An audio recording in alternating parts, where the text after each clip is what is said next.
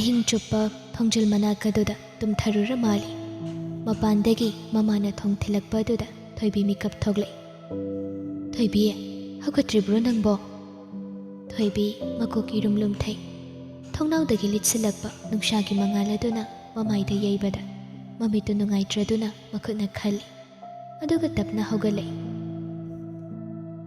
ꯈꯨꯔꯨ ꯇꯥꯁꯤꯟꯗꯨꯅ ꯐꯝꯂꯨꯕꯒꯤ ꯃꯈꯣꯡ ꯑꯗꯨꯁꯨ ꯂꯣꯏꯅ ꯁꯤꯊꯔꯦ꯫ ꯍꯧꯒꯠꯄꯗꯨ ꯉꯝꯕꯣꯏ ꯉꯝꯗꯕꯣꯏ ꯇꯧꯗꯨꯅ ꯍꯧꯒꯠꯂꯒ ꯊꯣꯡꯗꯨ ꯇꯞꯅ ꯍꯥꯡꯗꯣꯛꯂꯝꯂꯒ ꯃꯈꯣꯡꯗꯨ ꯁꯦꯛꯂꯤ ꯁꯦꯛꯂꯤ ꯐꯃꯨꯡꯗ ꯀꯥꯈ꯭ꯔꯦ꯫ ꯃꯆꯥꯒꯤ ꯐꯤꯕꯝ ꯑꯗꯨꯗ ꯂꯩꯃꯗꯤ ꯄꯥꯈꯠꯂꯤ꯫ ꯀꯩꯗꯧꯔꯦ ꯅꯈꯣꯡꯗꯨꯗꯤ? ꯀꯩꯁꯨ ꯇꯧꯗꯦ, ꯇꯨꯝꯕ ꯁꯣꯏꯕꯒꯤꯅꯤ ꯃꯥ꯫ ꯀꯣꯟꯁꯤꯜꯂꯒ ꯇꯨꯝꯃꯝꯃꯅꯤꯅꯦ, ꯑꯗꯨꯅꯅꯤ꯫ ꯉꯥꯏꯍꯥꯛꯀ ꯂꯩꯈꯤꯒꯦ ꯍꯥꯏꯕ꯭ꯔꯣ? ꯍꯣꯏ ꯃꯥ꯫ ꯍꯣꯏ ꯍꯣꯏ, ꯑꯩ ꯃꯈꯥꯗ ꯂꯩꯒꯦꯀꯣ, ꯀꯨꯏꯅꯗꯤ ꯂꯩꯔꯅꯨ꯫ ꯍꯣꯏ꯫ ꯍꯥꯏꯅꯔꯤꯉꯩ ꯄꯨꯅꯤꯗꯨ ꯊꯣꯏꯕꯤꯒꯤ ꯐꯣꯟꯗꯨ ꯄꯥꯏꯗꯨꯅ ꯆꯪꯂꯛꯏ꯫ ꯊꯣꯏꯕꯤ, ꯁꯤꯕꯨ ꯅꯪꯒꯤ ꯐꯣꯟ ꯅꯠꯇ꯭ꯔꯅꯦ? ꯊꯣꯏꯕꯤ ꯍꯤꯞꯂꯝꯕꯗꯒꯤ ꯑꯃꯨꯛ ꯍꯧꯒꯠꯂꯒ ꯐꯣꯟꯗꯨ ꯇꯥꯞ ꯂꯧꯁꯤꯜꯂꯤ꯫ ꯍꯣꯏ ꯃꯆꯥ, ꯃꯥꯅꯤ꯫ ꯃꯃꯥꯏꯁꯦ ꯄꯨꯡꯀꯥꯏ ꯀꯥꯏꯔꯤꯅꯦ, ꯇꯦꯔꯦꯁꯀꯤ ꯀꯥꯆꯤꯟꯗ ꯂꯩꯔꯝꯃꯤ꯫ ꯀꯩꯗꯧꯔꯨꯕꯒꯤꯅꯣ ꯁꯤꯕꯣ? ꯉꯔꯥꯡ ꯇꯥꯈꯤꯕꯅꯤ, ꯊꯤꯕ ꯑꯗꯨꯝ ꯈꯪꯈꯤꯗ꯭ꯔꯕ꯫ ꯍꯩꯃꯥ, ꯑꯣꯟꯊꯣꯛꯄꯅꯤꯗ, ꯕꯦꯇ꯭ꯔꯤꯁꯨ ꯌꯥꯎꯗ꯭ꯔ ꯃꯥꯜꯂꯤꯅꯦ, ꯆꯥꯔꯖ ꯑꯃꯨꯛꯇ ꯇꯧꯁꯤꯜꯂꯨ꯫ ꯍꯣꯏ꯫ ꯃꯅꯨꯡꯆꯥꯁꯨ ꯑꯃꯨꯛ ꯊꯣꯛꯈ꯭ꯔꯦ꯫ ꯊꯣꯏꯕꯤ ꯐꯣꯟ ꯑꯗꯨꯗ ꯃꯨꯟꯅ ꯌꯦꯡꯗꯨꯅ ꯂꯩ꯫ ꯆꯥꯔꯖꯁꯨ ꯇꯧꯅꯤꯡꯗ꯭ꯔꯦ, ꯇꯦꯕꯜꯗ ꯊꯝꯂꯒ ꯐꯃꯨꯡꯗ ꯑꯃꯨꯛ ꯍꯤꯞꯊꯈꯤ꯫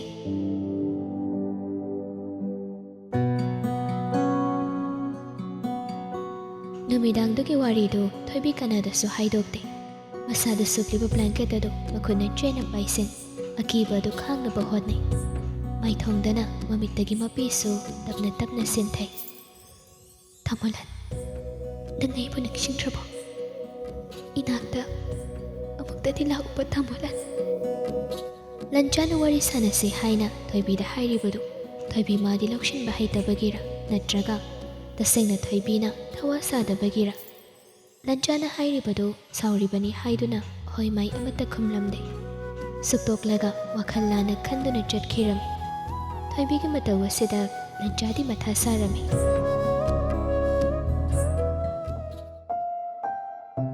ꯁꯣꯝꯗ ꯏꯉꯦꯂꯩꯅ ꯀꯟꯅ ꯁꯤꯟꯗꯨꯅ ꯀꯣꯂꯦꯖꯀꯤ ꯐ꯭ꯔꯦꯟడ్ꯁ ꯃꯌꯥꯝꯗꯨ ꯉꯁꯤꯗꯤ ꯎꯅꯒꯗꯧꯔꯤ꯫ ꯃꯌꯥꯝ ꯃꯔꯛ ꯑꯗꯨꯗ ꯂꯟꯆꯥꯁꯨ ꯂꯥꯛꯀꯗꯕ ꯑꯣꯏꯕꯒꯤ ꯏꯉꯦꯂꯩ ꯑꯌꯨꯛꯇꯒꯤ ꯀꯦꯕ ꯍꯧꯔꯕꯅꯤ꯫ ꯂꯟꯆꯥꯗꯤ ꯃꯌꯥꯝ ꯄꯨꯟꯒꯗꯧꯔꯤꯕꯗꯨ ꯇꯜꯂꯕꯅꯤ꯫ ꯑꯗꯨꯕꯨ ꯃꯃꯥꯟꯅꯕ ꯀꯣꯔꯧꯅ ꯍꯥꯏꯃꯟꯕꯗꯨꯗ ꯉꯥꯏꯍꯥꯛ ꯁꯨꯝ ꯊꯣꯛꯂꯛꯄꯅꯤ꯫ ꯅꯨꯡꯊꯤꯜꯗꯨ ꯊꯣꯏꯕꯤ ꯃꯃꯥꯒ ꯃꯃꯥꯒꯤ ꯃꯄꯥꯝꯗ ꯑꯉꯥꯡꯒꯤ ꯕꯔꯊꯗꯦ ꯌꯥꯎꯕ ꯂꯥꯛꯄꯅꯤ꯫ ꯋꯥꯈꯜꯅꯒ ꯅꯨꯡꯉꯥꯏꯇ ꯂꯩꯕꯒ ꯑꯉꯥꯡ ꯃꯆꯥ ꯃꯈꯨꯠ ꯌꯥꯎꯕ ꯃꯌꯥꯝ ꯑꯃ ꯀꯣꯏꯆꯦꯟ ꯆꯦꯟꯗꯨꯅ ꯁꯥꯟꯅꯕꯗꯨ ꯎꯕꯗ ꯊꯣꯏꯕꯤ ꯃꯀꯣꯛꯁꯨ ꯉꯥꯎꯔꯝꯃꯤ꯫ ꯃꯃꯥꯒꯤ ꯃꯅꯥꯛꯇ ꯆꯪꯁꯤꯟꯗꯨꯅ, ꯏꯃꯥ, ꯑꯩ ꯍꯥꯜꯂꯝꯃꯒꯦ꯫ ꯑꯉꯥꯡ ꯃꯌꯥꯝꯁꯤ ꯃꯤꯠꯇꯒ ꯂꯣꯏ ꯆꯪꯗꯧꯔꯦ, ꯑꯩ ꯀꯣꯛ ꯌꯥꯝ ꯉꯥꯎꯔꯦꯕ꯫ ꯉꯥꯏꯍꯥꯛ ꯄꯣꯊꯥꯒꯦꯔꯣ? ꯑꯩ ꯍꯥꯜꯂꯝꯃꯒꯦ ꯏꯃꯥ꯫ ꯊꯣꯏꯕꯤꯅ ꯍꯜꯂꯒꯦ ꯍꯥꯏꯅ ꯃꯃꯥꯗ ꯇꯛꯂꯤꯕꯗꯨ ꯃꯅꯦ ꯊꯕꯥꯅ ꯇꯥꯔꯗꯨꯅ, ꯊꯣꯏꯕꯤ, ꯀꯩꯗꯧꯔꯒꯦ? ꯌꯨꯝꯗ ꯍꯜꯂꯒꯦ ꯍꯥꯏꯔꯣ ꯅꯪꯕꯣ? ꯅꯤꯅꯦ, ꯑꯩ ꯀꯣꯛꯁꯦ ꯌꯥꯝ ꯆꯤꯛꯈꯠꯂꯤ, ꯍꯜꯂꯒꯦ ꯇꯧꯕꯅꯤ꯫ ꯍꯩꯃꯥ, ꯕꯔꯊꯗꯦ ꯌꯥꯎꯕ ꯂꯥꯛꯑꯒ ꯀꯦꯛꯁꯨ ꯆꯥꯗ꯭ꯔꯤꯅꯦ ꯇꯧꯔꯤꯁꯦ꯫ ꯑꯩ ꯏꯁꯥ ꯌꯥꯝ ꯅꯨꯡꯉꯥꯏꯇ ꯇꯧꯕꯅꯤꯅꯦ, ꯑꯩ ꯍꯟꯅꯕ ꯇꯧꯔꯒꯦ꯫ ꯍꯣꯏ ꯍꯣꯏ, ꯑꯗꯨꯗꯤ ꯅꯊꯟꯇ ꯍꯟꯕ ꯅꯨꯡꯉꯥꯏꯔꯣꯏ, ꯀꯅꯥꯅꯣꯃ ꯊꯤꯜꯍꯟꯒꯦ? ꯌꯥꯔꯅꯤ ꯅꯤꯅꯦ, ꯌꯥꯝꯅ ꯂꯥꯞꯄꯁꯨ ꯅꯠꯇꯕꯅꯤꯅ ꯑꯩ ꯑꯣꯇꯣꯗ ꯑꯗꯨꯝ ꯍꯜꯂꯒꯦ꯫ ꯃꯃꯥ ꯂꯩꯃꯅ, ꯃꯊꯟꯇ ꯍꯟꯕ ꯍꯩꯕꯅꯤ, ꯑꯗꯨꯝ ꯍꯟꯖꯈ꯭ꯔꯁꯅꯨ꯫ ꯌꯥꯒꯗ꯭ꯔꯣꯅꯦ ꯊꯣꯏꯕꯤ? ꯌꯥꯅꯤ ꯅꯤꯅꯦ꯫ ꯅꯤꯡꯊꯤꯖꯅ ꯆꯠꯂꯨꯀꯣ, ꯂꯝꯕꯤ ꯂꯥꯟꯕꯗ ꯌꯦꯡꯉ ꯌꯦꯡꯉꯒ ꯂꯥꯜꯂꯨ꯫ ꯌꯨꯝ ꯌꯧꯕꯒꯅꯦ ꯅꯃꯥꯆꯥꯗ ꯍꯤꯗꯥꯛ ꯁꯦꯝꯍꯜꯂꯨꯀꯣ ꯏꯕꯦꯝꯃ꯫ ꯆꯠꯂꯒꯦ꯫ ꯊꯣꯏꯕꯤ ꯌꯨꯝꯗꯨꯗꯒꯤ ꯍꯦꯛ ꯊꯣꯛꯂꯛꯄꯒ ꯀꯣꯛ ꯉꯥꯎꯔꯝꯕ ꯆꯤꯛꯂꯝꯕꯗꯨꯁꯨ ꯂꯣꯏꯅ ꯐꯈ꯭ꯔꯦ꯫ ꯁꯣꯔꯗꯣ ꯑꯃꯨꯛꯇꯪ ꯁꯥꯡꯅ ꯍꯣꯟꯗꯣꯛꯂꯒ ꯂꯝꯕꯤꯒꯤ ꯃꯇꯥꯏꯁꯤꯡ ꯑꯗꯨꯗ ꯃꯀꯣꯛꯇꯨ ꯂꯩꯗꯨꯅ ꯌꯦꯡꯉꯤ꯫ ꯉꯥꯟꯊꯣꯏꯒ ꯆꯥꯃꯤꯟꯅꯔꯨꯅꯕ ꯀꯩꯅꯣꯝꯃ ꯂꯩꯈꯤꯒꯦ ꯈꯟꯗꯨꯅ ꯑꯅꯛꯄꯗ ꯂꯩꯕ ꯔꯦꯁꯇꯨꯔꯦꯟꯠ ꯑꯃꯗ ꯂꯥꯛꯏ꯫ ꯅꯨꯡꯁꯥꯁꯨ ꯈꯔꯗꯤ ꯁꯥꯏ꯫ ꯁꯥꯇꯤꯟꯁꯨ ꯀꯥꯎꯗꯅ ꯄꯥꯏꯔꯛꯇꯕꯅꯤ, ꯃꯈꯨꯠꯅ ꯃꯃꯥꯏꯗꯨ ꯈꯟꯗꯨꯅ ꯆꯪꯂꯛꯄꯅꯤ꯫ ꯀꯥꯎꯟꯇꯔꯗ ꯐꯝꯂꯤꯕ ꯅꯨꯄꯤ ꯑꯗꯨꯗ ꯑꯆꯥꯄꯣꯠ ꯑꯣꯔꯗꯔ ꯇꯧꯔꯤꯉꯩ ꯅꯥꯀꯜꯗ ꯃꯌꯥꯝ ꯅꯣꯛꯇꯨꯅ ꯋꯥꯔꯤ ꯇꯧꯔꯤꯕꯗꯨꯒꯤ ꯃꯔꯛꯇ ꯑꯃꯅ ꯂꯟꯆꯥ ꯍꯥꯏꯅ ꯄꯟꯕꯗꯨ ꯇꯥꯕꯗ ꯌꯦꯡꯊꯣꯛꯂꯨꯕꯅꯤ꯫ ꯂꯟꯆꯥ ꯃꯌꯥꯝ ꯃꯔꯛ ꯑꯗꯨꯗ ꯅꯣꯛꯃꯤ ꯅꯣꯛꯃꯤ ꯇꯧꯔꯒ ꯂꯩꯔꯝꯕꯗꯨ ꯎꯔꯦ꯫ ꯑꯁꯨꯝ ꯌꯦꯡꯂꯛꯄꯗ ꯃꯌꯥꯝ ꯃꯔꯛ ꯑꯗꯨꯗ ingay laysu yaurambadu ure. Madu ubada thoibigi thamoidu mafam marang khanglamde. Mayam aduna phagi jugai taunaribadu thoibi iseng sengna tai. Mayam hayeng kona lanchana officer oibadu madu phaudingai minakhisiko. Ingay layna mateng pangshili. Adugi matamdudaydi akhoi gase kaukranida. Kaubu yarida. Ingay lay nangna khara senarodana lanchase. Ha lancha kai khalige. Lancha khomde nokfet tawraga lay. Mayam adugi phagi makha tai. Lancha nang sawjikti senabinaba mathamba yarabanida. Ha kitangda ngaireba. Salary gi digit masingda zero kaya yauge du yengsinbinaba. As yari ke dawragi noiso. Aingonda sum pangkhaide khaile. Khaibu nati asengmani hairise. Zero masing thiba haigadaba oina thirage dudi.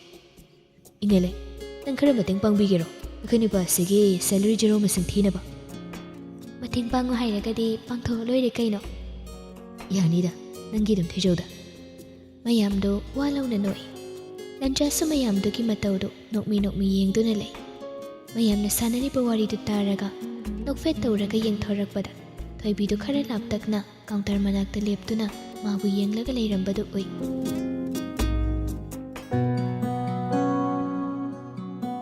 Thoibi ubada lancha ingangakna haugalagtuna thoibigi manakta praprap changsilay. Thoibi nangni sigadoriba. Thoibidi mai thongdu pungsuk sukhrabani. Achapa layba lakbani. Nathandaro. Kaidawaino nangna domda suklamna laise. Ganthoi khara kanaganoma punna lakpa yadro nangbo. Thoibi khomde mamaidu lay thokduna lay. Aina harisi nangondani Thoibi. Imagi mapamda imaga lakbani. Oh, inamjade. Imadi lehauri. Aidi yumda halagena lakbani. Ganthoi ka charunaba achapa layba changakbani.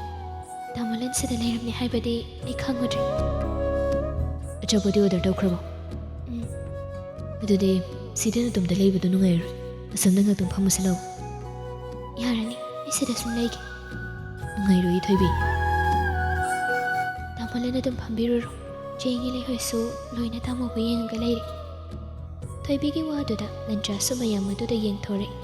Haibaga tawbaga mayamdo makhoi anibu yengduna layrambaduda. Lancha Thoibida makonseli. Aigi college ke friend ngakdani. Lo, nang su mayam intro dawge. Yarani, tamalana dum changbikro. Aniduna wari tawringai inge laydu aniduna leplibadugi manakta changsilay. Ai, Thoibi, kanaga laki nangbo. Itomda lakbani che. Oh, kharadi lapini na tomda laise. Kay thabak laybagino. Imagi mapamda lakbani. Oh, noi mada sawe dayro. Phari kay layrino ipibirage. Yarni che aina pikre. Adudi nang order to pirak pangai boyna khoi ngaktung phamusilawo. Yarni che isida sum phamge. Natomda phamanu ngairoi lao ikairo. Adugi nateda. Nacha changase. Ingay layna Thoibigi makotto pairaga chingduna mayam marakkaduda pusilay. Aduga chair ama lawbiraga phamthahali. Lancha su tumina changlaktuna sofa machiyeduda phamthakre. Ingay laydi loire khareng masa paibaga chap mane. Thoibibu lanchagi machanda machangom mayamda saktakna bohone. Mayam akhoi lanchagi machanupini. Mayamdugi maraktagi mamanaba amana ingangakna hanglay. Bhai, nangi nachanupi sani subro, nganthoi kaktar khaluraydi. Lanchana khomba nangde, machini yangbi ingay layna yamna khangba mana sat khomdoray. Nganthoi gi laykaygi mamana bini, machangi mamana bini na lanchagi sumachal taredana. Oh, Thoibi haibani ko. Hoi, Thoibi itap-tapna khomlay, ingay layna makhatay. Nganthoi du sunak jaradi nungai dawni ne. Nabani unaninge na ay nilanchada tatana hairamini.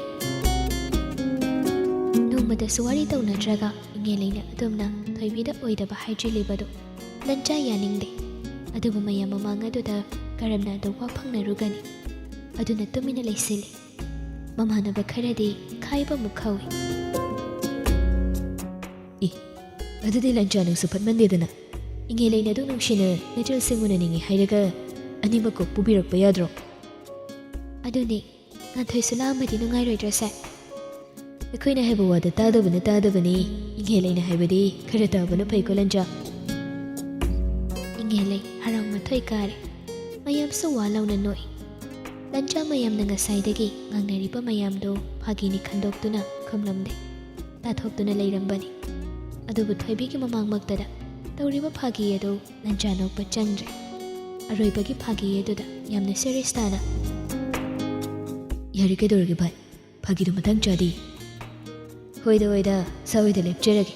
Ado Thoibi nai thang mo se nupi ato pa na itik torok dana ba nganthai ga nangana krasana ko. Yari ka dorgi bhai. Phagi ga mansilaktre ko.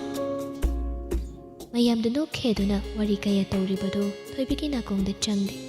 Lanchada ikai iki wang malanba makai thamoy gi masak uthokkhibadu lanchana khanglasu khangsinadana tarasu tasinada reply amata pirakta leiriba matawadu mayam aduna hairiba tamliba wari mayam asina maram moiraga oiraboi khalli ikai thamoyda matam sangna lachariba misakasi migi oiramle khallubada Thoibi tasengna ikaiba phawi mafam adudagi haugattuna jeningba haibadu oire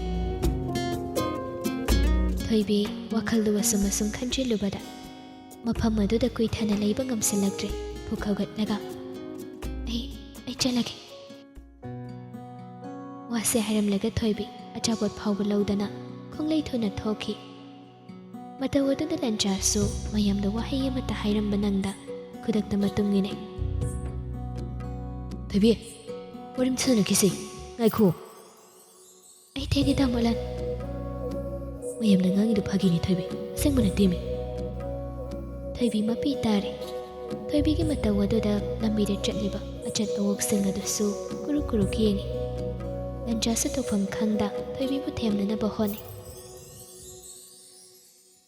phagi ki wari di nokning bani tamola ado ai ni nokning ba sap hawde Thoibi mayam lo yengnari kap kanusi to nupi ko hirati Koi haidok pa yadro tamola. Ay diyan kaubini. Ay bulak na raka. Ay kita ki nagkalibasa. Tamola nung ay bra. Thoibi, ay adamay na kandi. Ay nanggawari sa ni Mukuirabani. Ipo na magnang bugyanta na nabahagi. Nanjaw. Anida wari sa na ringi. Mamana bukorong tolak do na kaurak pa do da. Thoibi so arak pa wato amada patong kato na chadki. Nanjaw na matha sana. Liap do na laiba do da. Korok sumanak changsilay. Kaidong naragi ba? Kim tawdida.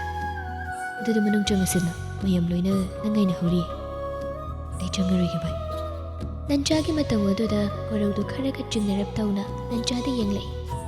Nanjaw wakal do tasanga nungay pam khandrabani. Wasungang da manong da suchang da liap do nalay. Ba? Magtong changurasi. Najadi mayam na nungay rui. Kuy na lay draso magtong layar kadong halo. Mayam marak aduda phamlibado wakhaldi nungai pham khandrabani Thoibi na lana laukhibado kamdongna sandokani khanbada mayamna tawriba phagi edusu nokningba phawde mayamna ngangkhiba mayamdo Thoibi de hena ikaiba pibu oina thokre khalubada hena nungai pham khangde Thoibi de auto manungdagi haurabani mapi tabado thamoi shena nungsi jarura mali thamoido aduki matik sogle Lanjana hoi mai haida tumina laysin khibagi ikaiba khangliba mathakasida mayam changdana hairakliba do tarubada Thoibi mapukning hena nungsije yum hek yaubaga mapiso hongba natte kaptuna laikre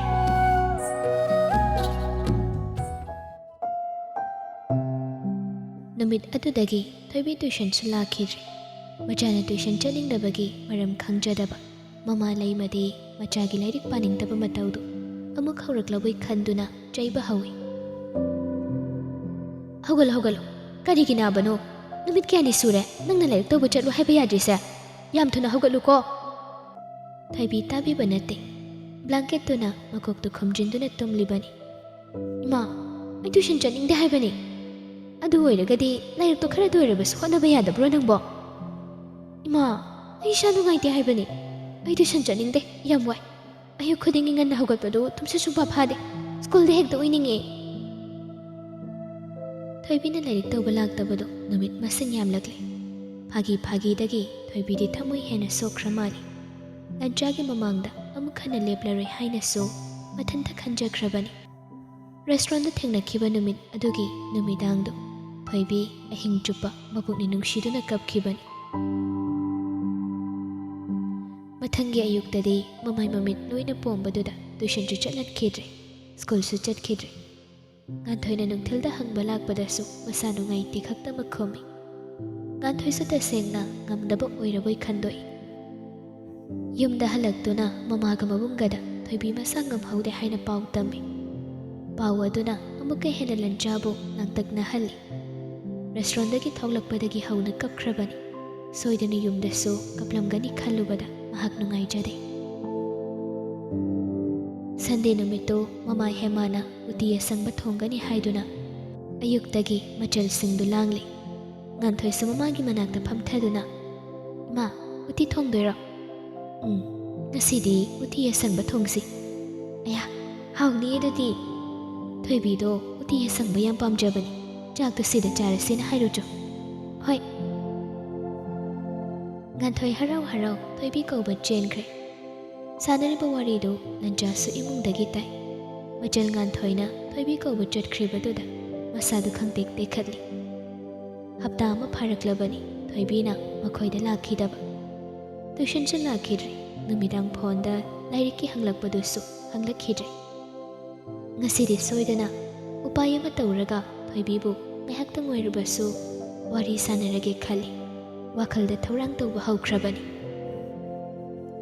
Ngayhak leiraga nganthoido mamaigado suktoklaga imungda changle Haima thoibi di lakte kaidore haigene utiye sangba thongbani haidabro nangbo haye adu chak chare chaningdre na hai thokpani da uti se amna pamjabani do made umagi sarukto khare he khakpirage horen thinbiruro lancha makalam lamba mai thongado makshinki Thoibina mabu tasengna warukre khangle Odle nupi macha sina lanchagi thamoibu tasengna odle Mathangi numit adosu mamana thoibi kaubiru cho haidana nganthoi thoibibu kauba mukjatli madudasu thoibi lakte thoibi di lakte la oyade kaidawragi ni mabo nakhoi ni bu khatnarurabro manai khoida ka laktrisibo khatnade Aduga kaidawbagi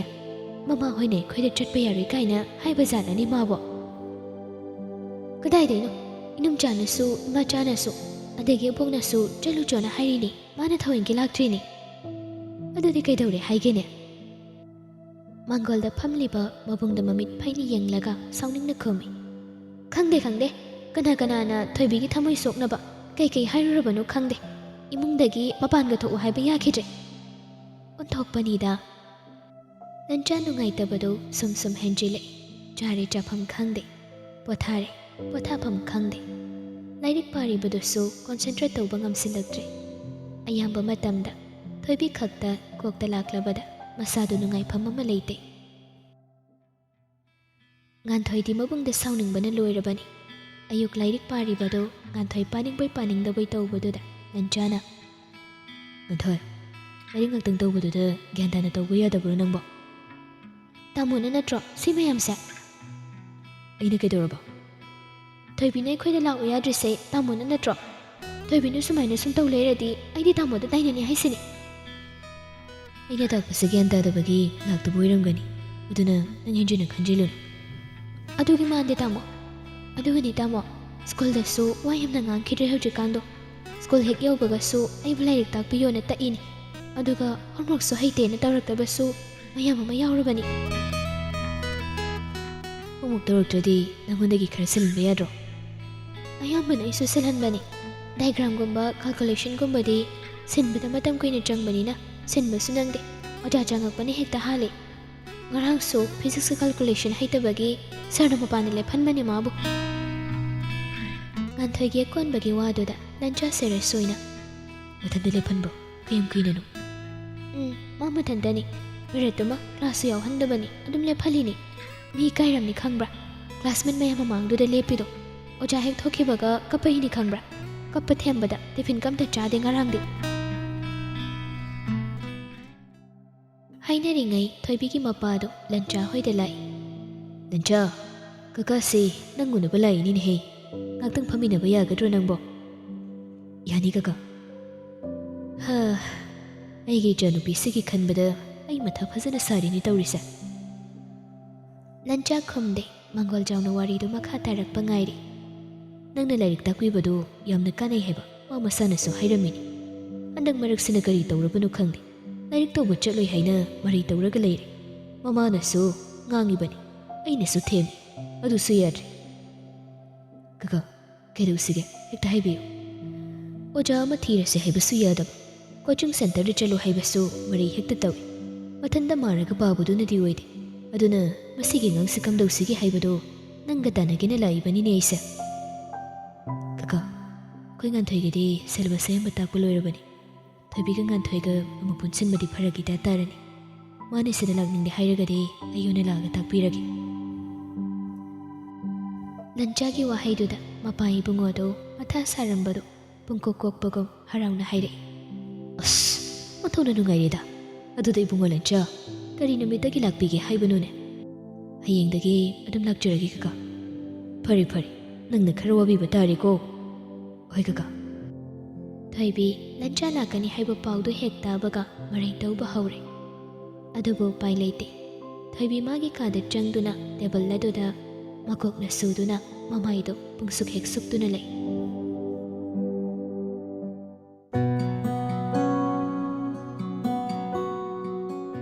somda lanchadi ahingdu loiba ngaiba ngamdre ayuk chatkadawribadu numidangdagi hauna sem saba loikrabani mapabu mangol jauna lam heli haina bayade haina hairamlibadu khangle mana natrabadi atai kanana su themba yararoi mana taktrabadi lairik su pararoi khangle ningai kanbi lamhenbi matawaduda lancha upai leite nipa magi mamaliyam laba thamoido nupi magi maphamda sinaduna nungshiba mabu tamluba tari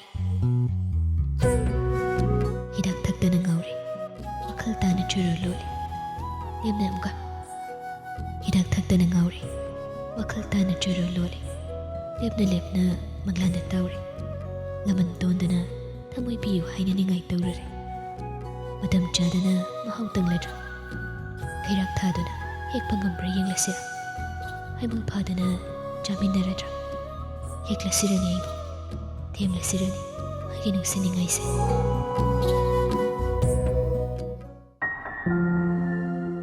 lanchaga pari gaso posting maphamda amuk khankre spring matam oirakpagi weather su nungai unna kuplamba napi singna singa dusu isang sangna ure ke madada leiriba sipai singa dusu matam lenba oina outdoor activities mayam masane khara amana volleyball sanari khara amana cricket sane aduga khara amana football puthoknaduna kaunari aduga khara amana ariba pangal puthoknaduna panja sana phamaduna khara heli miyam tillibadu laubaga khongbaga sipai mayamadu magi michangda leinaduna koilau launari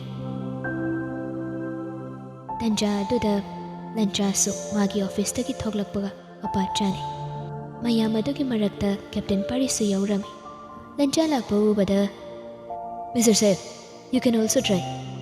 No thanks. Sipai mayamadusu lanchada loina onsenduna sanana bahaire mayamadugi maraktagi sipai yamana Sir, we play for a bet, so let's choose a bet. Which bet? Nakaldagi Captain Parina. If Major wins, we will get married within this year.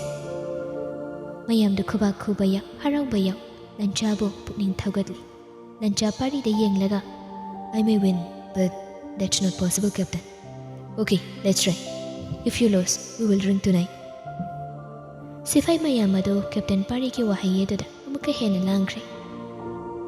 Sifai mayamado ki maraktagi asa khwaidagi phaba Punjabi ni pa amaga lanchaga pane. Lanchasu masama udi aduki matik phitoi. Hanadagi pambomdo masal phajana thoga leibaga panja sanabagi mukpaduga Sipai kharadi ꯂꯟꯆꯥꯒꯤ ꯁꯪꯂꯤ ꯀꯥꯔꯕ ꯄꯥꯡꯕꯣꯝ ꯑꯗꯨꯒꯤ ꯃꯁꯜꯗ ꯎꯕꯗ ꯅꯤꯄꯥ ꯑꯣꯏꯔꯕꯁꯨ ꯃꯀꯣꯛ ꯉꯥꯎꯏ꯫ ꯅꯨꯄꯥꯗ ꯅꯨꯄꯥꯅꯤ, ꯆꯪꯈꯤꯕ ꯃꯐꯝ ꯑꯃꯗ ꯃꯥꯏ ꯄꯥꯛꯇꯅ ꯇꯣꯛꯇꯦ꯫ ꯄꯟꯖꯥꯕꯤ ꯁꯤꯄꯥꯍꯤ ꯑꯗꯨꯕꯨ ꯂꯟꯆꯥꯅ ꯂꯥꯏꯅ ꯊꯥꯗꯨꯅ ꯁꯤꯄꯥꯍꯤ ꯃꯌꯥꯝ ꯑꯗꯨ ꯈꯨꯕꯥꯛ ꯈꯨꯕꯨ ꯂꯥꯎ ꯈꯣꯡꯕꯨ ꯍꯔꯥꯎꯕ ꯐꯣꯡꯗꯣꯛꯏ꯫ ꯃꯔꯛ ꯑꯗꯨꯗ ꯀꯦꯞꯇꯦꯟ ꯄꯥꯔꯤꯅ ꯑꯃꯨꯛ ꯂꯥꯎꯔꯛꯏ, "Hey everyone, get ready for Major Saib's wedding. It's happening this year."